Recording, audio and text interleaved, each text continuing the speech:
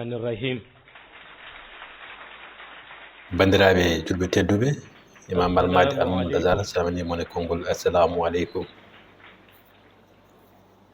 tabarakallahu fa tabarakallahu mu mel ni guddi gi dafa am borom wiyeno wayno jammo o ene jogii joomum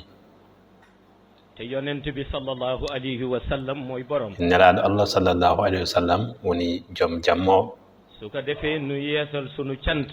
ha hannde enen kesɗitina jettooje men jëme ko ci yàlla fewde allah moom mi nga xam ni moo nu may nu fekke mo ngannduɗaa ko kanko hokki men taweede waaye moom mi nga xam ni aussi moo nu may nu tal ha hannde kanko hokki men talde oɗo jamma dellu yeesal sunu ziyaara eɗen duttoo eɗen kesɗitina juuraani men ci ki nga xam ni amunu kudul moom e mo ngannduɗaa en ngolaa so wonaa kañum te mu di Seydi Ahmad hono Seydi Ahmad am lu ko yàlla dénk e ko allah halfinima ko fof te mooy lanoo tuddee mission universelle woni ko wiyetee ko mission universelle walla mbiya mission kufɗo waaye yàlla wax ko ni wa ma arsalnaaka illa rahmatan lil alamin mu mel ni yonent bi o wi ene wayno nelaaɗo li ko tax a ñëw ci àdduna ko jeyi sababu garaangal makko e aduna mooy sauver xeet wi woni dandude leñol ngol waaye mu mel ni itam haa hannde ene wayno sauver xeet wi dafa am la muy o wi àndal dandude leñol ngol ene waɗi ko yaadata te mooy dafay ànd ak yàlla jox la woni ɗum ko ngannduɗaa allah loo tottuma xam ni dana mën a dugg ci seen ko ruux ngannduɗaa waaye ene waawi naatde ruhuji maɓɓe haa hannde taw ɓerɗe maɓɓe ene jaɓa ɗum tax yàlla jël alquran o wi ko ɗum jeyi sababu allah ƴetti alquran yàlla jël alquran allah ƴetti alquran e ko waɗi heen ko fof ci wàllu e lumière fannu annoore ak li mu ci def e lépp ko waɗi heen ko fof ci wàllu pouvoir e spirituel et fannu mystique doole paarde mbirniindi kam e annoore ci yonent bi sallallahu alayhi wa o wallima e o mo nganndanɗaa hoore ma woni nelaaɗo allah sallllahu alayhi wa sallam waaye itam yàlla dogal haa hannde allah haaji yonent bi attan ko nelaaɗo waawi ɗum hattande ndax yàlla moo ko attan sabu ko allah jeyi sababu o waawi ɗum hattande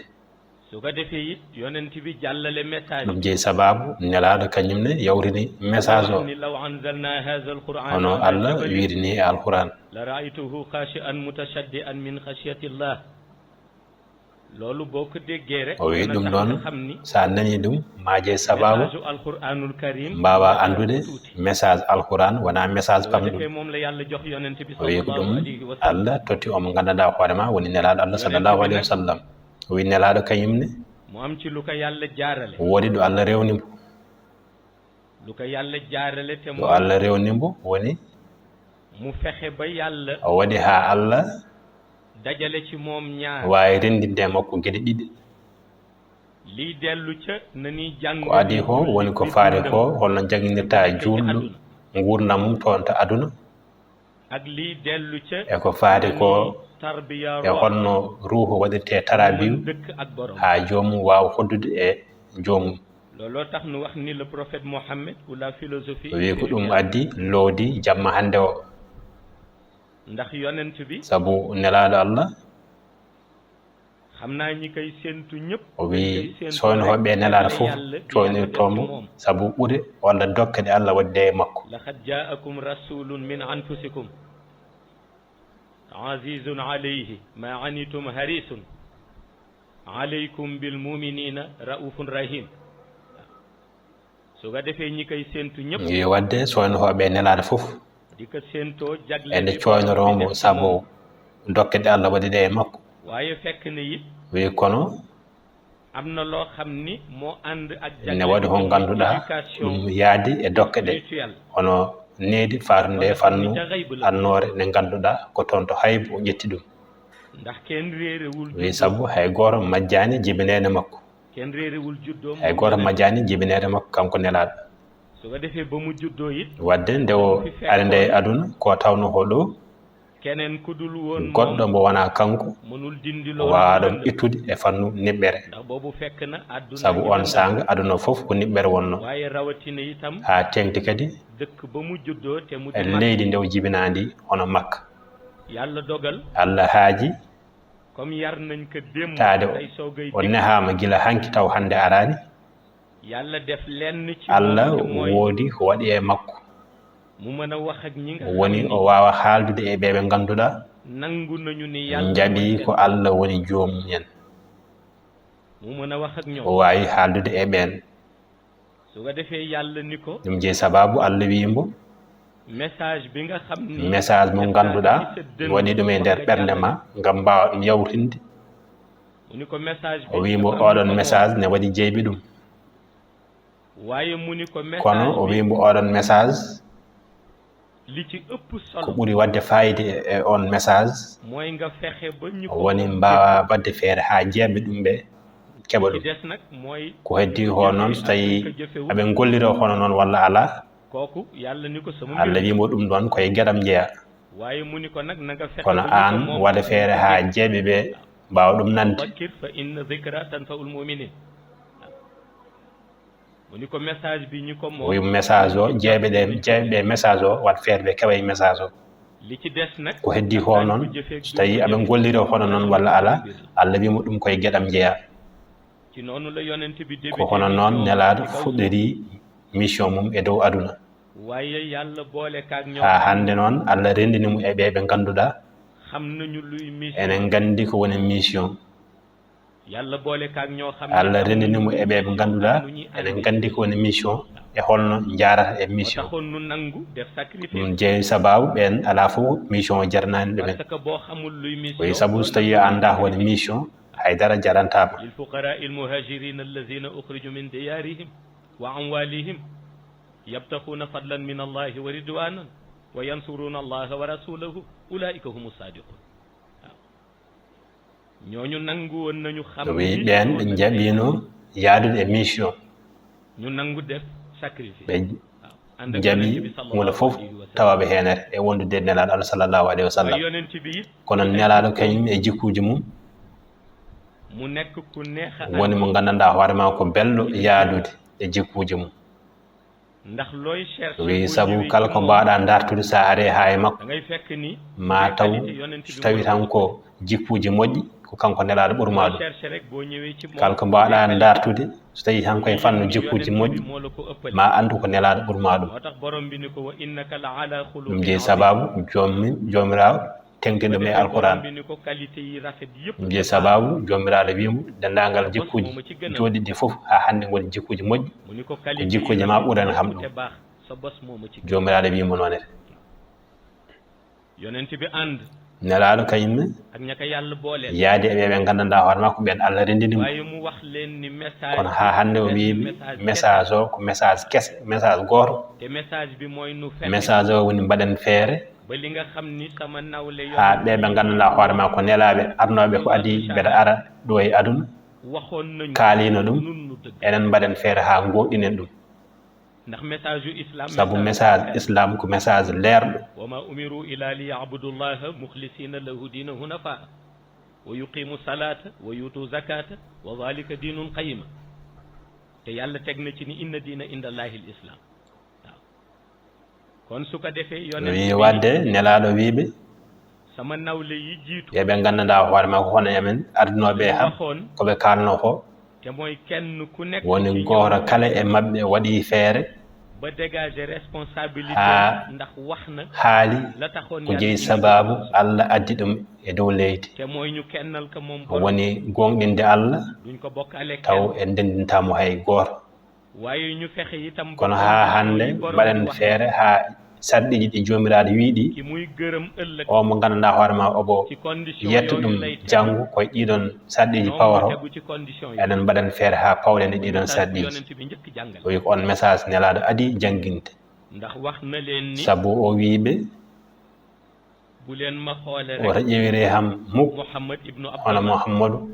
ibnu abdallah ngeen may xoole mouhammadou ƴewire ham hono mouhammadou rasulullah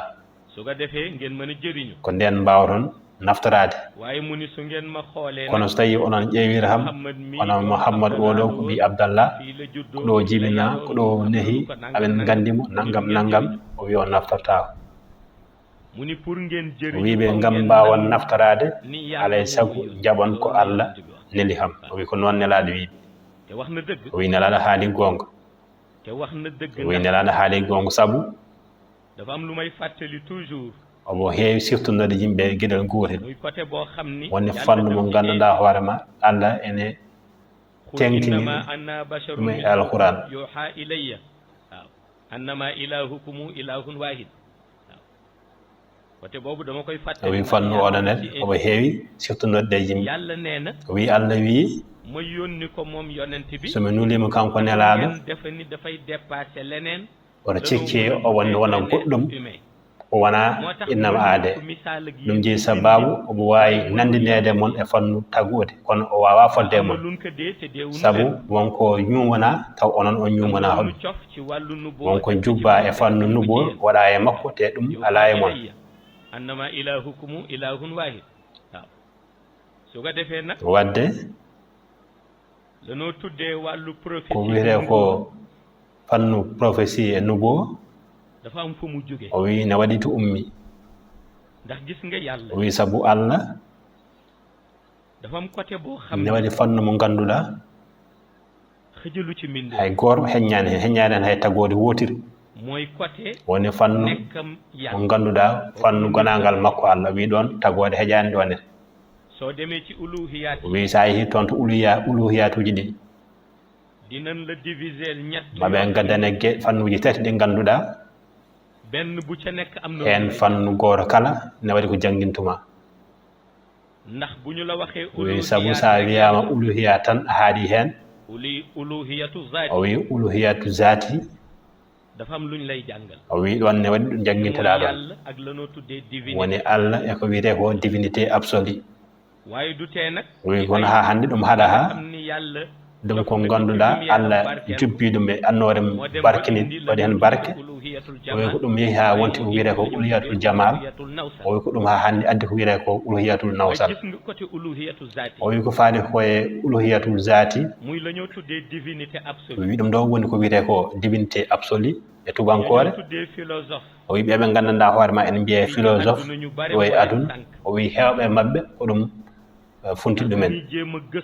o wi sabu ɓen ƴewata ko wittude holno Allah woniri ɗo te loolu o wi ɗum ɗon ëpp na xel ɓuuri haqqille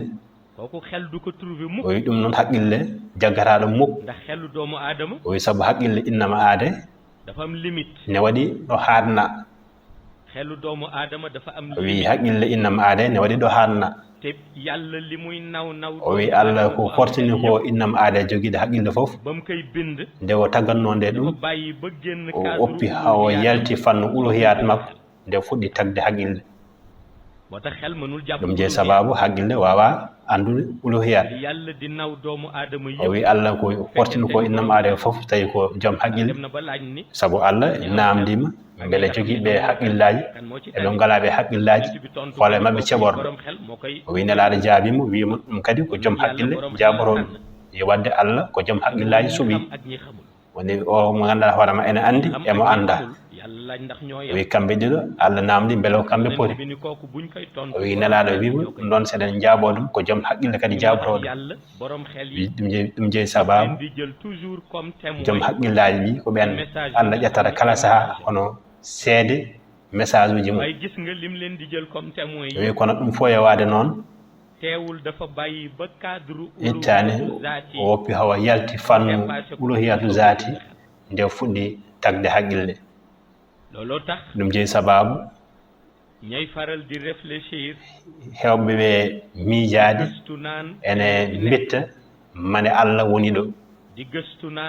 enen mbitta enen darta honno Allah woniri ɗo o wi sahaji aɓe mbitta ha gandal mabɓe gañat sabu ko haqqille ɓe kutorto te haqqille ne waɗi ko gandanɗa hoorema wawa ɗum famde wi ko ɗum jeeyi sababu ko faari ko eko wiyete ko divinité absolue o wi ɗon Allah ko telɗo ɗon ko telɗo ɗon kanko Allah li muy wax yépp o wi ko haalata ko fof jamono ju nekk kala saha bi digal yo nelaɗo yamir wonɓe ɓe caggal mum yo keɗo message mum o wi ko haalanta ko nelaɗo kala saha o wi ɗum fof o wiyata nelaɗo o yiɗa kanko dendinomo e goɗɗum li muy insiste yépp o wi ko haala ko fof o yiɗa o yiɗa dendindemo e goɗɗum o wi o añata ko naɗɗo hakkude makko e divinité absolue sabu ɗon ko kanko goto o wi ɗon ko kanko goto kanko Allah kooku mooy existé wi on ko ɗum woodi lépp demee itam ba te fof so yi ha gasi ha laawi moo fi des ko ɗum heddoto ɗon kullu shay'in halikun ila wajha kooku bu lépp jeex o wi ɗum noon fof so gasi ha laawi cer o wi ko kanko heddoto ɗon mooy divinité absolue woni ko wiyete ko divinité absolue ɗum ɗon haqqille wawa ɗum jaggude xel du ko jàpp o wi ɗum haqqille wawa ɗum jaggude mukk moo tax ñi koy imaginer ɗum jeeyi sababu kala miijotoɗo e fannu on bu delluwul ci o wi miije ma so rutta he ƴettude course wirde ngam mbawa tinde hunde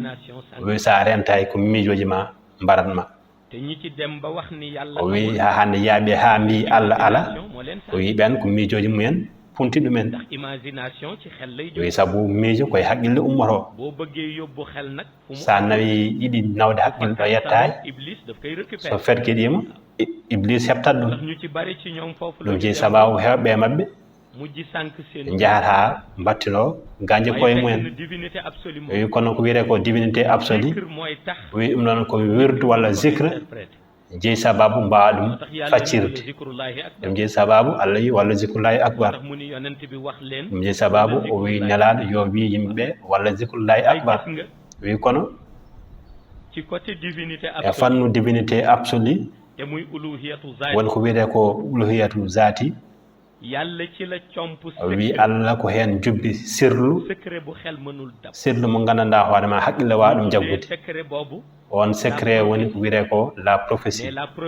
universelle woni ko wiyete ko ha hande la prophétie universelle philosophique walla mbiya la prophétie philosophique jël ko o wi Allah ƴetti ɗum def ko ci mbuus waɗi ɗum e mbuus waɗi ɗum e nder ruhu nelaɗo Allah sallllahu alayhi wa sallam muy la prophétie universelle woni ko wiyete ko la prophétie universelle ko ganduɗa nawde ko leƴƴi gadi ɗi fof ha leƴƴi battidiɗɗi wa ma arsalnaka illa kafatan linnas bashiran wa naziran mooy prophétie universelle woni ko wiyete ko prophétie universelle wi nawde ko leƴƴi gadi ɗi fof ha leƴƴi battidiɗɗi wi kono ha hande wiyete ko la prophétie philosophique wi ɗum nawde ko ruhuji gandanɗa hoore ma ɗo jogui famamuy guila ruhu gadiɗo ha ruhu battidiɗo o wi hunde jarde wattude haqqilde o wi ruhu yàlla dina ko def ci doomu aadama Allah ne waɗa ɗum innama aade doomu aadama bi innama aade o jibine ara e aduna rew Allah ha ummo ɗum taw ruhu mum ala famamuy ndax roh bu am wi sabu ruhu joguiɗo famamuy woni ruhu bawɗo jaggude annore bu mënul enregistrer so tawi wawa jaggude annore borom jaamu yàlla jomum dewal mum Allah e dewal mum Allah omo gandanɗa hoorema andade fawra koyngal mum koɓe gorum ɗum jeeyi sababu mawɓe ne keewi wiide mbawa heɓtinde hunde wonde fayida o wi ha hande Cheikh Tidiane Chérif wi dande nde Allah addi nde e alquran o wi ndeɗon dande ko ruhu nanowo jeeyi sababu wi saabu Allah ene andi goto kala ene wawi innude dande la ilaha illallah e ɗemgal mum o wi Cheikh Tidiane Chérif wi noon o wi Allah ne andi goto kala ene wawi innude dande la ilaha illallah e ɗemgal mum o wi kono wawɓe ɗum nande e ruhu mumen ɓen kewani o wi ɗum jeeyi sababu o wi yen mbaɗa feere ha ganden ɗum o wi wadde Allah juubdi e ko wiyete ko uluhiyatu zati woni ko wiyete ko la divinité absolue ko ganduɗa fof ko sirlu te ɗum haqqille wa ɗum jaggude o wi Allah woodi ko jubbi hen secret goto mo gandanɗa hoorema secret mo gandanɗa hoorema ruttoro e ko wiyete ko nubuwa ha hande on waɗi ɗum ko tubahu wiyata ko la prophétie universelle o wi ɗum ɗon ene yimɓe kala goto kala yo wat feere ha heeɓa hen gila gadiɗo ha battuɗiɗo o wi ko wiyete ko la prophétie philosophique o wi ɗum ruhuji gadiɗi ɗi ha ruhuji battuɗiɗi ɗi foof kala ruhu joguiɗo fama muyi yo heeɓa hen o wi sen paari noon goto kala woɗon facciri ɗum o wi sen kaljiti goto kala facciri ɗum o wi ko ɗum o waɗe nelaɗo haw haljita o addi nelaɗo e dow leydi o totti ɗum mission o wi nelaɗo kañumne jogui ligguey jaajɗo o wi liggey o woni goto kala eno fotima nehrude o wi goto kala eno nelaɗo fotma nehrude o wi te kanko nelaɗo o anda ko soofi ko yoodi tan o andi ɗum jeeyi sababu nde o ɓari nde kanko nelaɗo Allah sallllahu alayhi wa sallam o wi o adori ko ɓe ɓe gandanɗa hoore ma ko ɓen Allah rendini o mofti ɓen woni wiiteɓe sohnaɓe makko o wi koye ɓen o adori kanko nelaɗo o wi goto kala o holluma gilli makko e ma kono haɗata o nehma haɗata o nehma wi saabu kala ƴewɗo nelaɗo no wayni e omo ganduɗa hono woni Seydinatul Aïssa wi kala ƴewɗo ɗum e saabu o wi Aïssa ko gilli ɗiɗi rendinimo e Aïssa o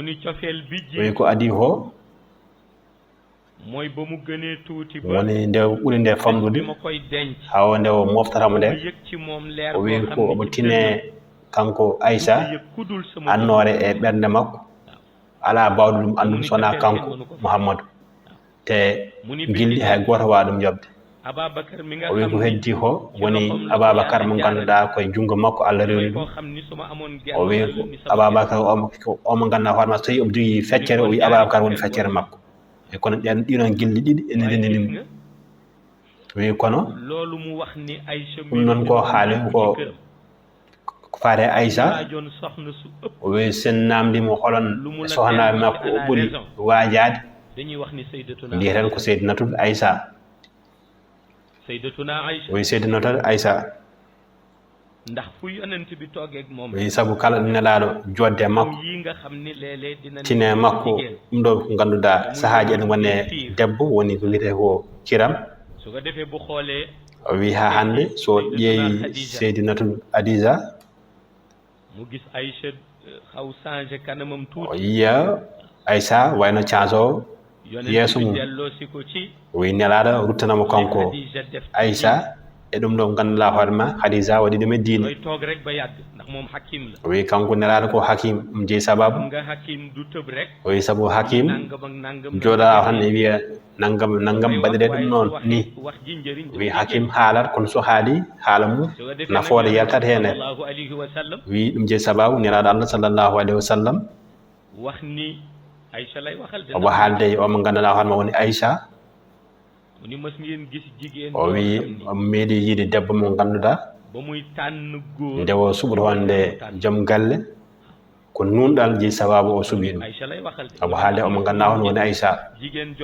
o wi beele omo meeɗi yiide debbo mo ganduɗa hoore ma nde suɓata wonde joom galle ko nunɗal o wi saabu ko nunɗal mum jeeyi o suuɓi ɗum Aïssa yecciti wi a ɗum dene hawni o wi Aïssa wi goo o wi gueɗel ɗimmel ngel o wi beele a meeɗi yiide debbo mo ganduɗa hoore ma ene jogui pinal e paamal e peeral ha wawa heɓtinde malayka e jinne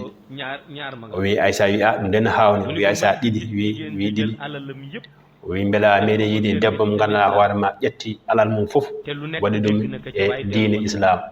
ala fof ko nanani hen kono ittani Aïssa wimo a holmo kalata nelaɗo wimo a Hadisa o wi ɗum jeeyi sababu ko Allah hokki ko kanko Seydinatul Hadisa ene famɗi ceɓɗo ɗum o wi Aïssa so yiiɗi ƴukkade nelaɗo wimo a Aïssa kalɗo neɗɗo moƴƴo inna a waɗat feere pettoɗa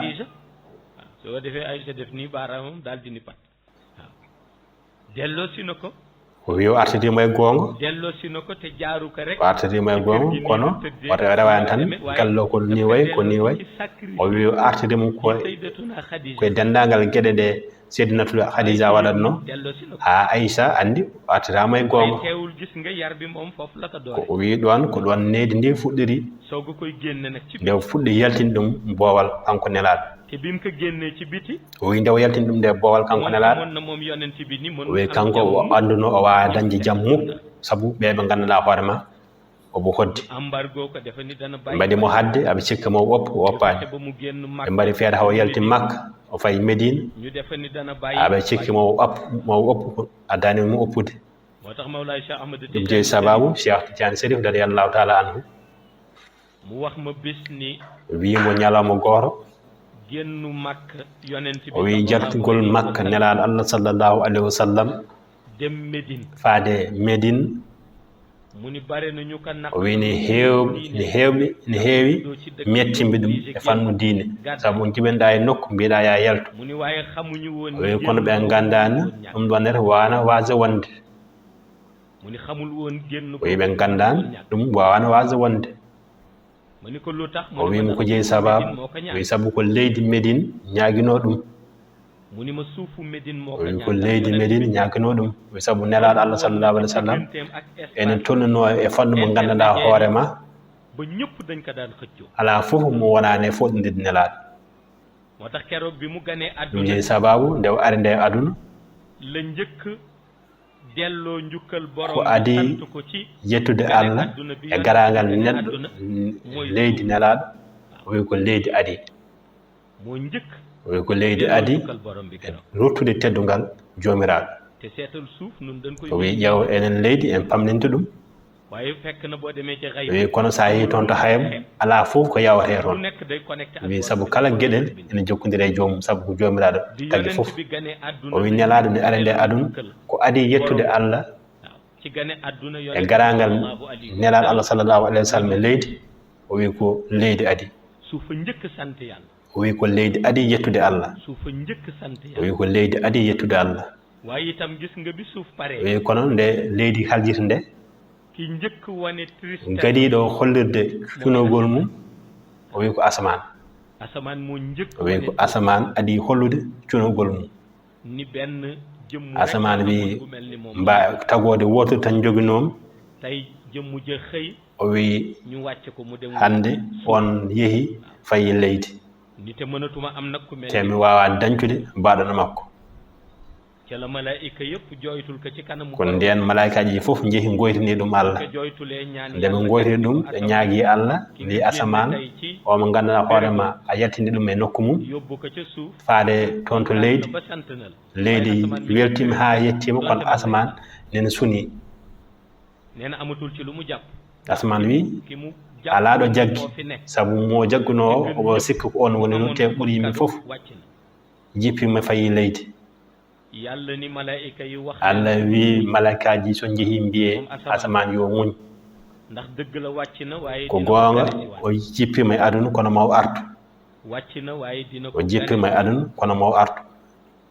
moo tax ca laylatul ɗum jeeyi sababu e ɗanngal makko jamma kanko nelaɗo yonent bi sallallahu alayhi nelaɗo Allah sallallahu alayhi wa sallam nde ummi nde ɗo on to masjidil haram jaar ca baytil muqaddas rewi toon to baytil muqaddas ba muy dugg ca ha nde o natatene e nder asmanuji keroog mbégte mi asamaan am ci o recevoir wi on ñande hen asaman ne wonde welam weltare yonent bi mi ngi ci biir ay wayri dañde welammo mbaɗanonde seetal ñooñu o wi ƴeew te ñii kenn bokk ci xeetu doomu aadama asamane leydi hay goto jeeya he fannu e innama aade doole yonent kono ko tagode Allah sallam aɓe gandi doole nelaɗo Allah sallallahu alayhi wa sallam ɓe tini doole nelaɗo Allah Muhammadu sallallahu alayhi wa sallam ɓe tini nehdi e pinal e peeral nelaɗo Allah sallallahu alayhi wa sallam mu teg tànkam ci suuf wi ɗum jeeyi sababu nelaɗo are leydi leydi yetti Allah mu jóge ci asamaan yi asamaan jooytu o ummi toon to asaman suni ha malaikaji goytini ɗum Allah dina la seet si waat moo tax Allah wimo mawo artu wi ɗum je sababu Cheikh Tidiane wiyimo kummugol nelaɗo Makka faade Médine wi ɗum ko leydi Médine ñaguinoɗo ɗum ko leydi Médine ñaguino jaɓɓade nelaɗo Allah sallllahu alayhi wa sallam o wi Allah hokkimo ɗum saabu Allah seno hokkuma hunde alay saago woda ɗo rewni ɗum alay saago woda ɗo rewni ɗum o wi Allah ko noon wayi kala ko hokka mawo ƴeew o rewni ɗum haw wawa hokkude ɗum o wi Isa ibnu Maryam o wi omo jodde Isa toon to hadaratul ilahi aɓe jewtida eko faari e mission o o wi Isa wimbo mbeɗe haalanma gueɗel gotel o wi Isa wimo nenam omo ganduɗa hono won Seydinatul Maria somi haalnima gueɗel gotel makko ma ɗemma jagde so tawi a anda kanko no sifori kanko o wimo holɗum jahnanan hen nder o wi nelaɗo Allah Isa wimo nena mum meeɗa yidde innede ɓesgu ɗo e aduna wi nelaɗo no Isa wimo wi nenam meeɗa yidde dañde ɓesgu ɗo e aduna o wimo ɗum jahnani kam ɗum tawi o yalti wi kono Allah nde ƴetti nde décision ngara o wi on saaga kawisaji makko kanko jomiraɗo o yinno hollude holno waɗi o wi ayi o yaltine makko ɓesgu o wi kono ƴeew ko mbiɗa ko kanko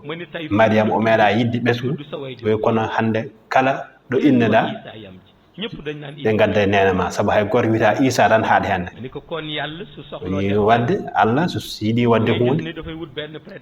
ma yi o jilano ɗum dalilu o wi debbo celluɗo ha wi yiɗa dañde joom galle yiɗa dañde ɓiɗɗo o wi Allah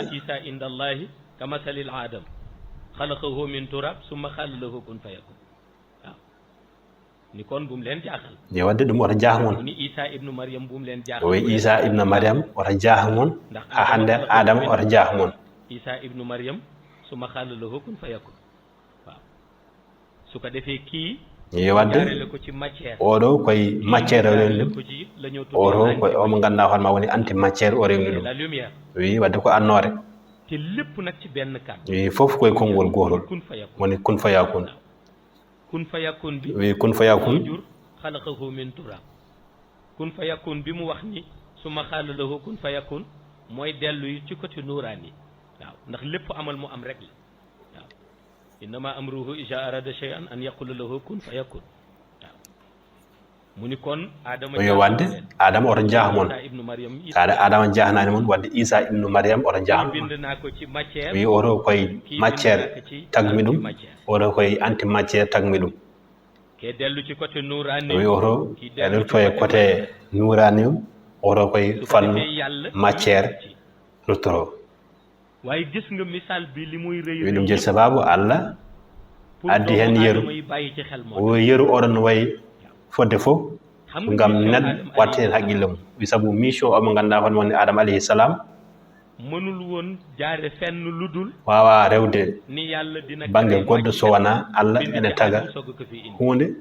itti hen Adama liko lal moy Adama dafa wara am wi saabu Adama ne foti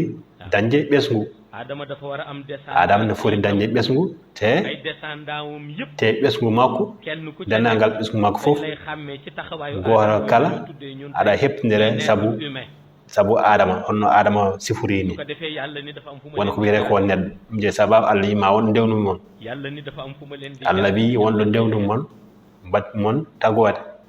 yalla ni dafa am fuma len di jaarale def len ay kurel o wi ma ne waɗi ndewnu mon mbat mon leƴƴi di jaarale boole len ci benn branche ne waɗi ndewnu mon ko defee nag loolu mooy wadde non woni ɓesgu Adama alayhi salam wi kono Isa ibnu Maryam moom warul woon am descendant Isa fotano dañde ɓesgu kon soxlawul woon ñu koy jaarale ci wadde jarani komo rewne e matiére moo tax mu dund fi ba dem te amul ɗum ji sababu o wuuri hawye taw ala cuddiɗo o wuuri hawye o ala ɓesgu moo tax mu dund fi ba dem te amul soxla ɗum je sababu o wuuri hawye o ala cuddiɗo teew ala ɓesgu moo tax benn waliyu yàlla ɗum jeyi sababu waliyu allah goto namdi toon to hadrati ilahi wi su fekkente ni côté Isa so tawi côté lumière la fannu Isa ko fannu annore fotani dañde ɓesgu mu ni kon bu dellusee wadde so arti ko jeyi sababu hokke cuddiɗo dellu si wat sabu nuraniyum walla sobo arta o artirta koye annore makko walla o usto e fannu annore hawo wawa hokkede cuddiɗo o jaabi on o wi yaɗani noon wi sabu Isa ibnu Maryam moni ko soxna sin koy may bu dellusee debbo mo hokkere o so arti wi on suka debbo a wawata wiide koye matiére taga kono anduɓe ɗum kewani sayyidatuna Maryam woni sayyidatuna Maryam ganduɗo mo ɗum jeyi sababu joɗɓimo suka debbo toon to Arafat ne wonde kamilu makko o jogui kamil makko o wi so arti suka debbo mo hokkate o wi on suka debbo a wawa ɗum durtinde fannu matiére o wi wadde mbaɗa ko nurul ala nur wiya ha kay ko nurul ala nur mani ko motax muy xam-xam bu neub ɗum jeyi sababu woni gandal cuuɗingal sabu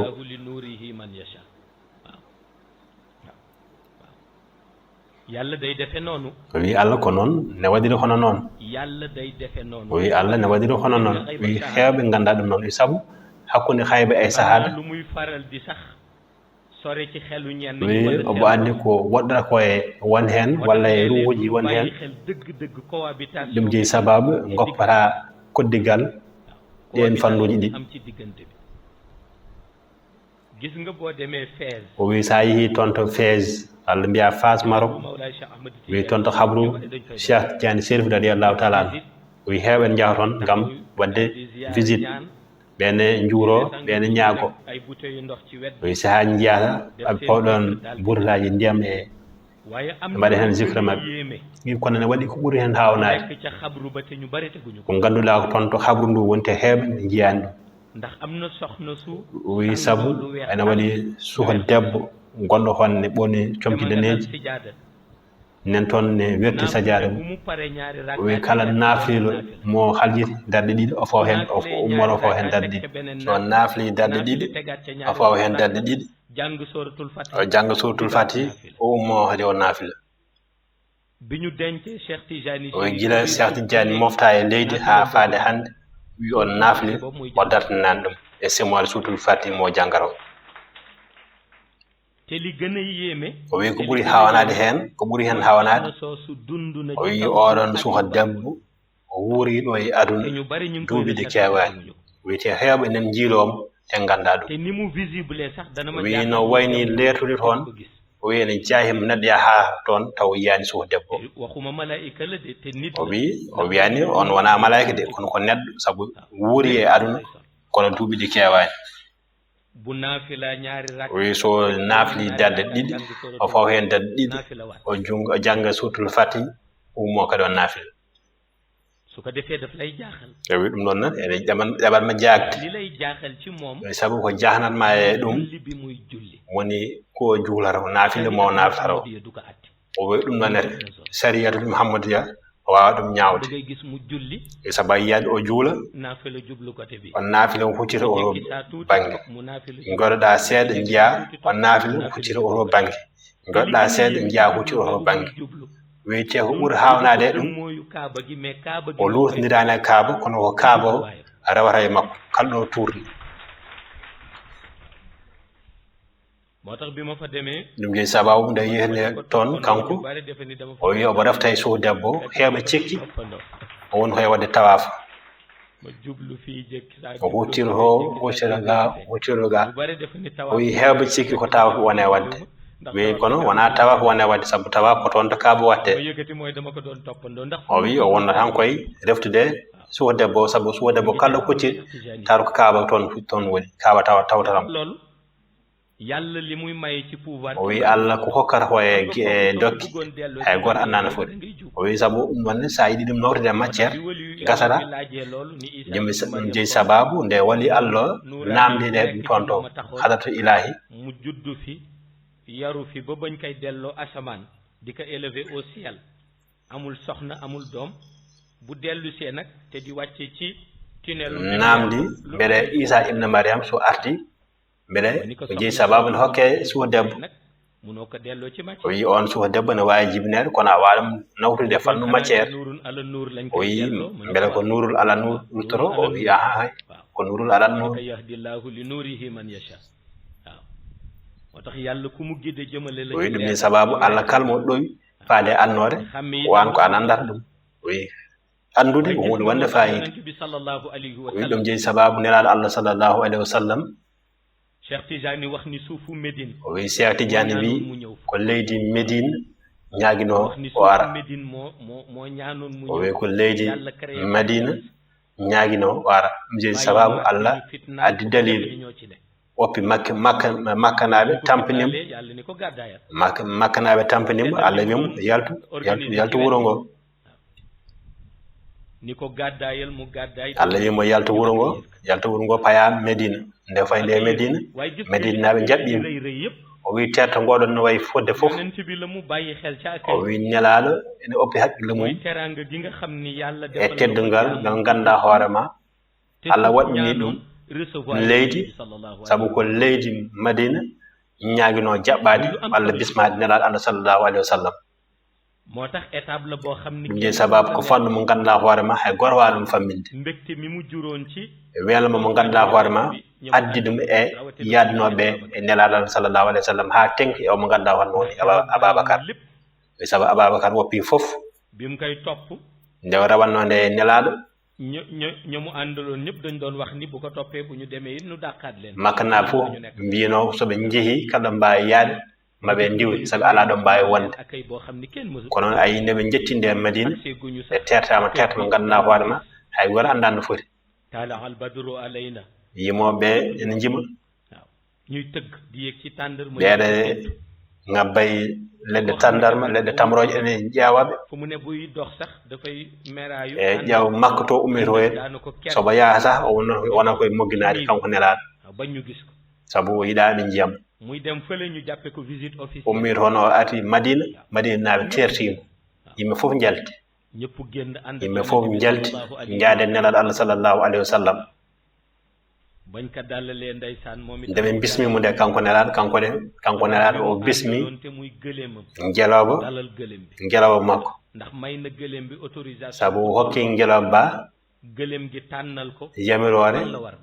ngam jeelowo ba suɓonomo to wawi bismade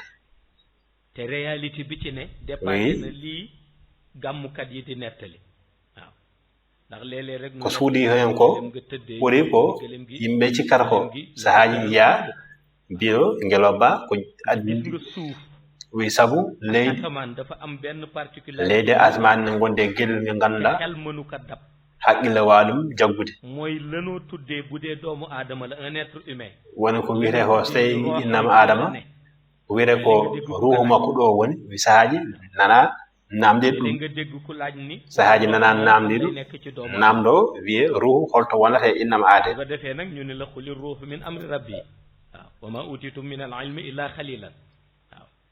loolu buñ la ko waxee dañ la bëgg limité parce que dañuy xam ni am na sa science wi sabu sa wiyama noon jiɗɗa ko ɓe jiiɗi ko woɗoɓe kadnuma ɗum sabu aɓe gandi wax rek ni roh haqqille wonɗo hatna wi sahaji nana ɗum nana biɗo ruhu gonɗo woni e innama adama o wiɓe kam kanko o wiɓe ruhu nen nder ɓernde kono seŋa hay nder ɓernde o wi ruhu nden nder ɓernde kono seŋa e nder ɓernde sabu aɗa wawi ittude ɓernde taw ruhu ɗi heddi te sa watti hen ɓernde ruhu arta e place mum o wi ɗon ɗo ruhu woni ɗo here woni ɗon kono toɓɓere o wi annore nde yaltinde nde o wi annore nde yii ha e koyɗe innama aade yii ha e hoore innama aade o wi sa itti ɓernde a ittata ruhu o wi ɗum yeehi sababu jaaha mba ƴettude ɓernde ganduɗa hoorema ko ɓernde plastique mbaɗa ɗum e nder neɗɗo jokko e gurdam mum yi ɗum jeeyi sababu ɗum firti ko ɓernde ruhu seŋa hay ɓernde koye ɗum ji sababu jiya annorde ruuhu yaltinde yaha less koyɗe ma yaha hay dow hoore ma wadde ruuhu seŋi ɗum joyi sababu ñalaɗo Allah sallallahu alaihi wasallam no yihinde Medine Ngeloba Ba nde yettinde on sanga ala fof mo yiɗano hoddude e nelaɗo ko adi fof ara joom jawdi en ɓe joom alal en ɓe mbiɓe taade kanko ko nelaɗo koye amen hoddata sabu ko minen jogui jawdi so hodde amen mawo wone e fannuji moƴƴi ɓe mbi ala o hoddata koye wasɓe gam wawɓe wallude ɓe mbi ala o hoddata ko ɓe ganduɗa hoore ma ngala doole gam wawɓe wallude woto kala yo dalil mo ganduɗa nelaɗo so ari ne wawa hoddude ma wi kono nelaɗo kañum holliɓe joom nubuwo hay goto haalanta ɗum ko foti wadde sabu yaha tan koye bawde Allah wadde nulɗo mo hono Allah ma haalamo holno waɗata wadde Ngeloba Ba e on fannu mo wonno o ko nden Allah ƴetti annore toon to Hayba ƴetti nawamisuji gone ɗowde Ngeloba Ba sabu mi jeyi sababu aɗa yiya Ngeloba Ba ne yaha kono anda ko woni nder ni sabu ko nawamisuji gonno e ɗowde Ngeloba Ba Ngeloba Ba ne yaha haɗo konngol adi umma tonde e leydi Medine ñagade jomiraɗo gam yidde bismade nelaɗo Ngeloba Ba leli ɗon wi ɗon so yi ruuhu en jogui leydi en jogui ruuhu ko ɗon wiyete ɗon woni ruuhu leydi ndi sabu ko ɗon dande adi ummade faade jomiraɗo gam yidde ñagade bismade nelaɗo Allah sallallahu alaihi wasallam wi Ngeloba Ba ande ha tolni ɗon Ngeloba Ba leli ñalaɗo yiwadde ɗo wona gallam ɗo ko juma wona ko juma wona ko ɗon ɓe ndewi ɓe mahi ɗum ɓe gaddi care tamroje ɓe gaddi ɓakka ɓe gaddi berkaji puɗɗi ɗum maade puɗɗi maade aɓe liggo haaɓe gayni liggey maɓɓe e kono wadde Allah kañum sena waɗa hunde fof waɗat o sabu sa ƴeewi ɗon tan a andat nelaɗo wona e haqqille hoore mum yaranno wi nelaɗo wona e haqqille hoore mum yaranno sabu ko halfina ko jeeyi sababu o wi dendagal yaadnoɓe nelaɗo fof jaade nelaɗo ɗum wi leydi Medine wadde wonde leydi mabɓe leydi Medine wadde wonde leydi mabɓe te yimɓe fof toon to makka ene mbiyatno so nelaɗo yeehi toon to Medine ɓoyata toon nete kono nde ɓe gandi nde hono Medine naɓe jañiɗiɓe ha nelaɗo watti ndi waddide mabɓe aadi wi kono Allah wi nelaɗo kala ko mbaɗa waddude mabɓe e fannu teddungal yawat feere mbaɗa e mabɓe gueɗo e gotel nelaɗo wi holɗum mbaɗanmi e mabɓe Allah wi mo yawat feere mbaɗa e mabɓe ko wiyete ko iman Allah wi mo waɗa e mabɓe iman woni gonɗinde o wi gonɗinde hunde wonde fayida nde Allah wi nde noon nelaɗo Allah sallallahu alaihi wasallam ko nden nelaɗo andi liggey mum wona liggey pamɗo sabu wadde feere ha neɗɗo wona gonɗinde ko hunde sattude wi sabu gonɗinde ko jeeyi sababu woni ko metti moftude wi sabu so tawi a wona dosirowo ɗum annore ene wawi yaade lawol wi sabu Allah so yiɗi gañde walla bonnude julɗo wi sabu Allah ene bonna julɗo ene bonna kefeero wi Allah ene bonna julɗo ene bonna kefeero holno bonnirta julɗo woni ko addi hoye alquran koko détruire na la allazina yura'una wa yamna'una al-ma'un kooku détruire na la fa waylun lil musallina allazina hum an salatihim saahun loolu destruction la xamul waaw dem ba wax ni mbugalu safara waylun ñeel na ñuy julli te di ko sàggane wi ɓe ɓe ganduɗa hoorema safara enen lefta ɓe ɓe ganduɗa hoorema juuloɓe tawa enen bertido e juulu mumen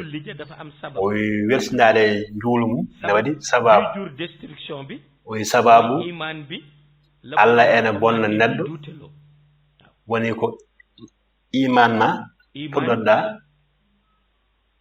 sikkirade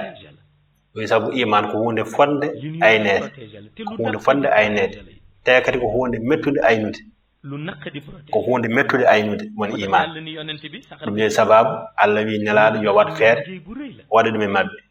nelaɗo andi ko liggey mawɗo jogui wi sabu iman no muy manifesté wo su nekkee ci nit no te opération wonirtune neɗɗo ni tawi ko hunde wande opérationnel wi sabu iman ene wona e neɗɗo taw waɗani opérationnel wi iman koye fannuji tati wonirte e innama ade iman dina nekk ci wi iman ene wona e neɗɗo taw ne waɗi opérationnel ene wona e neɗɗo taw waɗani opérationnel wi ne wona e neɗɗo taw hunde wande kadi wi iman baɗɗo kadi ken xamul loolu lan wi hay goto anda ko ɗum firta bu opérationnel wi so tawi ne waɗi opérationnel wi neɗɗo kande fini ɓeydoto ko yidde Allah ɓeydoto ko yidde dawal Allah ɓeydoto ko yidde ko moƴƴi wi so tawi waɗani opérationnel wi neɗɗo kande fini wonan koye sikkatade so tawi dawal Allah ngal woni ngal taw tarintama walla waɗita kono noon Allah ne wawi yaafade naggam yomi naata ɗum ɗo yomi yalta ɗum ɗo o wi ɗon iman na waɗani opérationnel wi so tawi noon ko iman baɗɗo kadi kala ɗo jiiɗa annode a haɓoto ɗum wi hen gueɗel fof ko iman ɗum jeeyi sababu haybenaɓe mbi neɗɗo wiyima min mbeɗe jaaɓi Allah mbeɗa jogui iman ha haljiri ene waɗino ko ganduɗa hoorema jahanat julɓe ɓe wi jarani jahade o jogui iman kono iman o ko iman baɗɗo kadi o yi wadde so tawi waɗani opérationnel ko ɗon tampinta jomum saabu koye sekki sakka gonta a andata beele aɗa ko moƴƴi walla aɗa ko eko boni a andata beele aɗa foti juulde walla a woppat ha ɓooya ha ɓuura mawnude puɗɗoɗa juulde a andata beele a ƴettata wirdu walla a wonat ɗon aɗa sikiro tariha o wi ɗum woni iman mo waɗani opérationnel wi kono so tawi ko opérationnel koye gongre gong guurata wi koye gongre gong guurata looloo tax wali yàlla yi wi ɗum ni sababu waliyaaɓe Allah ɓe ku leen xeeb ñoom kala jawɗoɓe kamɓe ku leen xeeb ñoom kala jawɗoɓe seen martaba bu lay dal martaba maɓɓe sene fiima ko iman ma ku leen xeeb rek seen martaba bu lay dal sa iman lay rek iman ma ko iman ma